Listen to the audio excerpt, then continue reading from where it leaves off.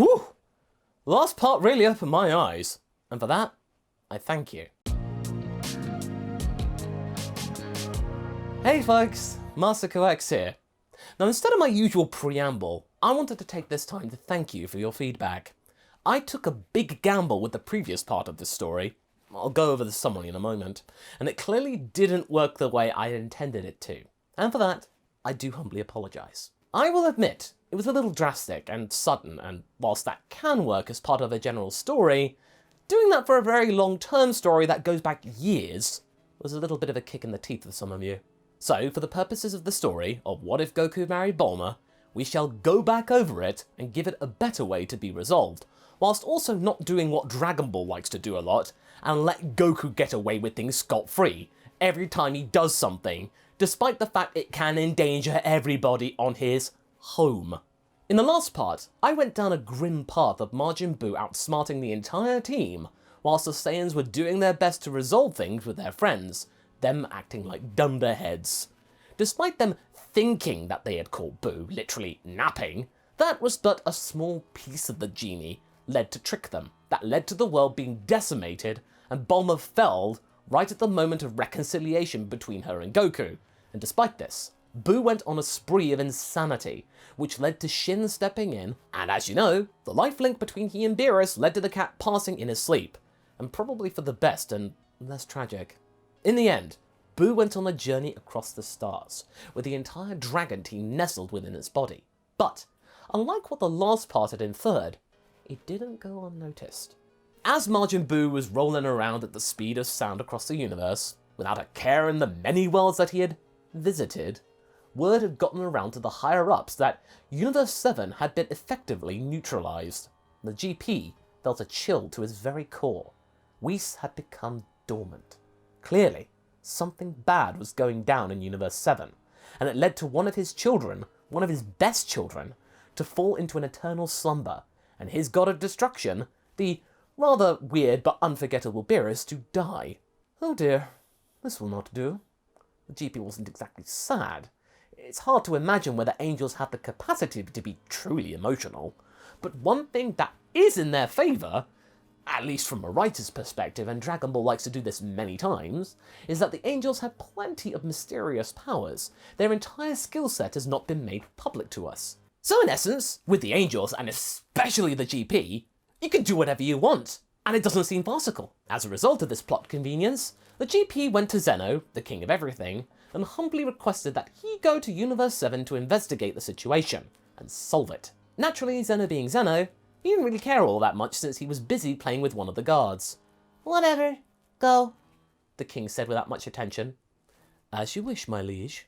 The GP bowed, and with effective permission to intervene directly, he set out to Universe 7, attempting to fix the situation.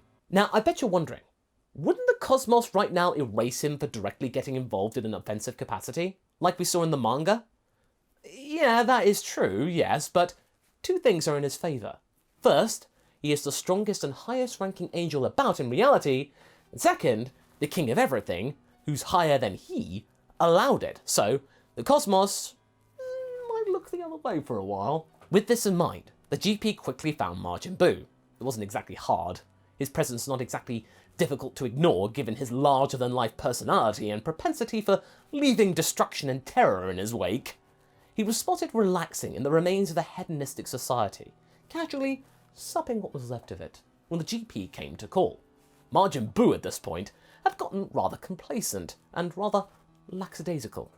He had been unopposed for ages now, so he assumed that this entity before him, this little blue imp, would be no different. "If you're looking for a fight, Buu suggests you look elsewhere.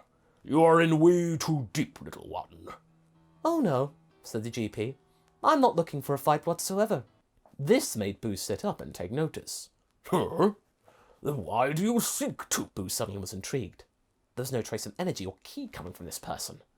That was weird. Thanks to him absorbing the entire dragon team and countless others in the last few months, he could sense energy expertly. But this thing had no such element to it, and this got Buu curious. "You are a very intriguing specimen. I can't sense anything from you, and yet, there you are. Boo would like a piece of you. Oh, you might be tasty. With that, Boo spouted a tendril from his being, but the GP just stepped out of the way with no exertion whatsoever, like it were a gust of wind. He tried again. Same result, and again.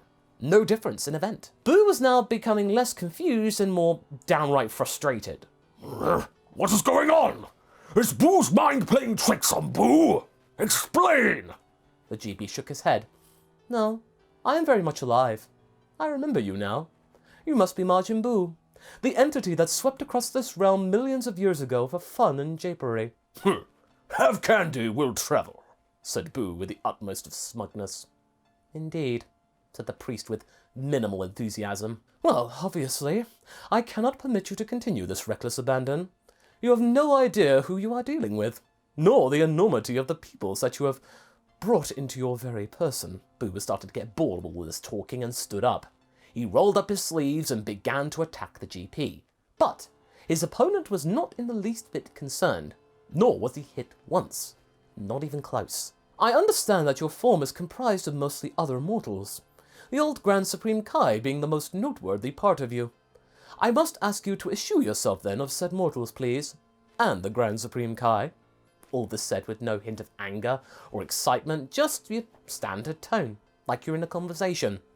Boo got angrier and angrier, blowing off steam all over the place.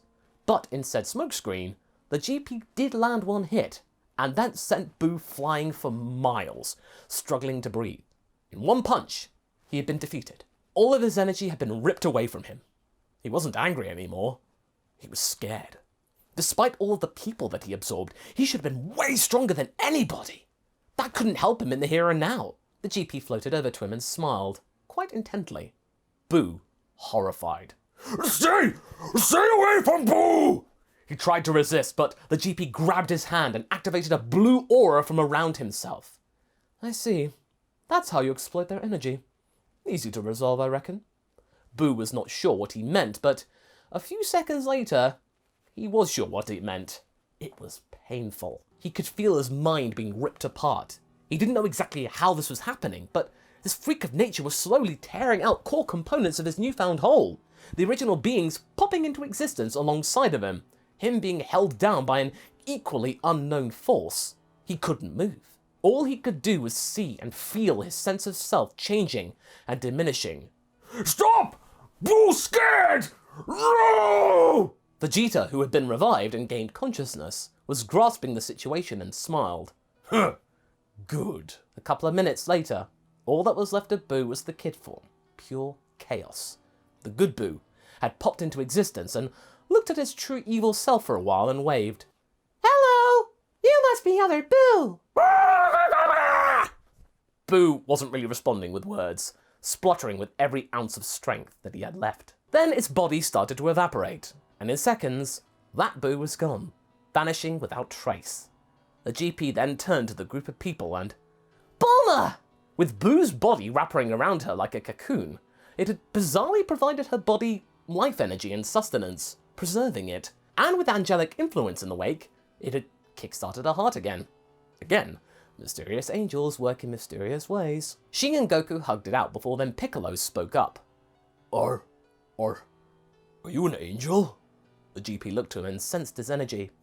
Yes I am. And I sense some godlike energy in you, Namekian. It's hard to explain. No need. I understand Namekians greatly.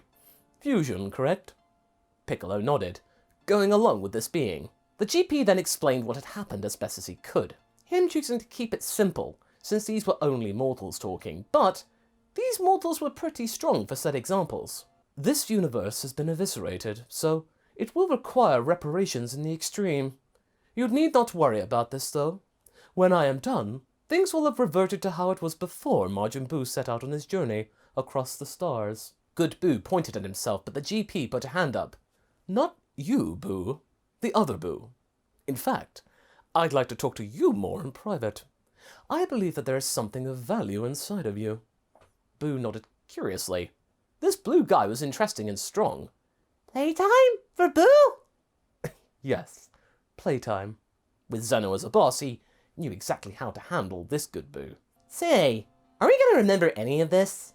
The GP thought for a moment. Yes, but not all of it. You won't remember myself. Mortals and angels shouldn't mingle with one another. You will be returned to your home, but my presence will be omitted from your memory. But that doesn't mean our paths might not cross again in the future. Maybe more in amiable circumstances. The GP smiled. I sense potential in you, Saiyan. We will meet again. Goku was intrigued. Well, whenever that happens, I look forward to it. You won't. With that, the GP worked his temporal do-over, which was naturally supercharged from Whis' version in the original. With the aid of the cosmos and blessing from Zeno, sorta, time had been rewound back to the point when Super Buu had launched his XK-class attack on the world. But, with Buu gone, that didn't happen. Everyone was back at Capsule Corp and wondering what had happened. They knew that Buu had been dealt with, but they couldn't remember who had done it. It was some kind of blue guy, or was he orange? Was he tall? Red? They couldn't be sure. It might have been Jace for all they knew. But either way, everyone was back on Earth and safe. Bulma had been revived as well. But then things turned to what had previously occurred. Bulma and Goku took themselves aside and discussed the previous day's events. Whatever they could recall. Goku, now do you understand my worry? If you had just kept Buu in that damn jar, everything would have been fine. You can't have it your own way all the time. There are consequences for your actions. You're the strongest on Earth, and that carries responsibility. You have a family. You have a family and friends who rely on you for guidance and support. Every day. You can't just do what you please and not consider others. Or me. Do you get it now? Goku did. All of this stuck in his mind. Seeing Bulma slain, the world collapse around him, Shin's disappointment, it all left something in him. He had looked for a good fight with Buu, but what he got out of it was anything but. This left a mark, I assure you. He then promised from now on to be considerate to others and not to do stupid things ever again. Bulma sighed though. I'm not asking you to change what makes you you, silly. I married you for your endearment. That's what I love about you. I just don't love the times when your Saiyan nature gets the better of you. Not everything has to be a fight. All I ask is that you just step back every once in a while and think. Okay? Goku nodded, and they hugged it out again. Back at the home of the Omni King, the GP had a guest. It was good Buu. Buu had been confused as to why he was here. The GP, however, explained it all as best as he could given to who he was talking to. You see, you have somebody important nestled within you. I can tell that in the millions of years since the Cataclysm on Universe 7, his essence and yours have intertwined more than those mortals back there.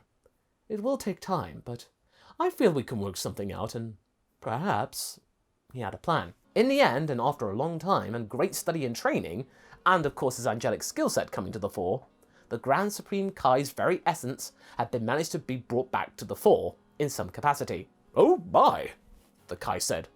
Well, I didn't expect to ever see the light of day like this again. Thank you, Your Grace. The GP smiled. I'm glad to see you again, my friend. It may not be sustainable for long periods as of yet, but that will improve over time. We have much work to do to fix your universe. Where's Shin? The little East Supreme Kai? He has fallen in recent times. Something to do with defending Majin Buu. The Grand Supreme Kai looked sad. Oh dear. Well, that is a shame. He was a good egg. I hope one like him comes again from the trees soon enough. I hope so too, said the GP.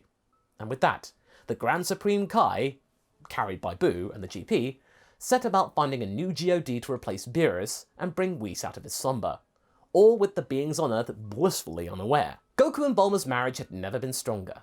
Thanks to the events of the Buu saga, Goku had been shown the consequences of his actions, and this led to him taking a more measured approach towards matters. And as Bulma's pregnancy progressed, Goku was around more often, and Gohan had begun to focus on his path towards taking over Capsule Corp in the next few years. His great intellect being very much a plus for the board of directors. But at the same time though, that didn't stop him training with his old man, and thanks to this constant training and knowledge of his strength, Gohan was wheeled out frequently as a poster child of the company. With a strong director comes strong vehicles. That was great PR. When their daughter was born, Bulma got to name her this time around since Gohan was named by Goku. She was named, like in the original, Bulla. And Goku was thrilled to have a daughter and vowed to be there for her and protect her way better than ever. Gohan was thrilled too to have a sister. Despite her being a baby, and the age gap, but he regularly looked after her, having her present at board meetings and, of course, conferences. Over the years that followed, the Dragon team had settled down, and even the likes of Vegeta had mellowed out a bit after having reality torn asunder from them, almost, saved by a curious and strange saviour. However, there was one being that had finally recalled this being, Piccolo. With him on the lookout, he'd spent time meditating, trying to piece together the events of a few years ago. Then it dawned on him. He had been talking to the Grand Priest, and there was something about Goku having potential. What did that mean? That's where we're going to be leaving things for right now. So what did you folks think? Do you feel that this next part has set things back on track? What might happen in the story with no Beerus or Shin? Leave a comment below and let's get this discussion going. And I will see you in the next video. Catch you later!